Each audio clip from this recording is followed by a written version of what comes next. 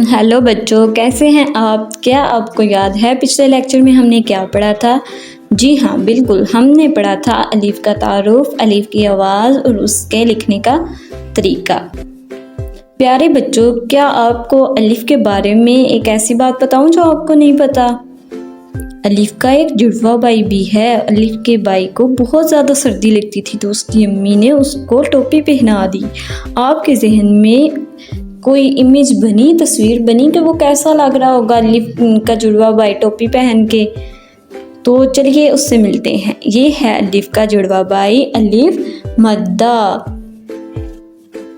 अलीफ मद्दा से बनने वाली चीज़ें: अलीफ मद्दा से आम, अलीफ मद्दा से आग, अलीफ मद्दा से आड़ू, अलीफ मद्दा से आलू। चले, आप सबने मुझे बताना है कि किस किस को आलू पसंद है, किसको आलू पसंद है, किसको आम, किसको आड़ू। अब अलीफ मद्दा की आवाज़ देखते हैं। पिछले लेक्चर में हमने अलीफ की आवाज़ क्या पढ़ी थी? चूँकि अलीफ मद्दा बीमार रहता था, फिर वो रोता भी ज़ोर से था, तो इसकी आवाज़ भी क्या होगी? लंबी होगी अलीफ की आवाज़ से। तो अलीफ मद्दा की आवाज़ क्या होगी? आ। अलीफ मद्दा की आवाज़ क्या होगी?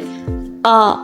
चलिए अब आवाज़ के साथ पढ़ते हैं। आ आम, आ आड़ू, आ आग, आ आलू। लिखाई की प्रैक्टिस। अलीफ मद्दा को लिखने के लिए हम पहले अलीफ लिखेंगे जो हमने पिछले लेक्चर में सीखा था, फिर उसकी क्या बनाएंगे? टोपी बनाएंगे, क्योंकि अलीफ मद्दा के ऊपर क्या होती है? टोपी। टोपी को बनाने के लिए हम डॉट से, ऊपर वाले डॉट से नीचे लेके आएंगे थोड़ा, फिर आगे सीधी लाइन लगाएंगे छोटी सी, फिर थोड़ी छोटी सी नीचे की तरफ लाइन लगाएंगे, तो ये इसकी क्या बन जाएगी? टोपी। इसी तरह करके आपने सारे अलीफ मद्दा लिख लेने हैं।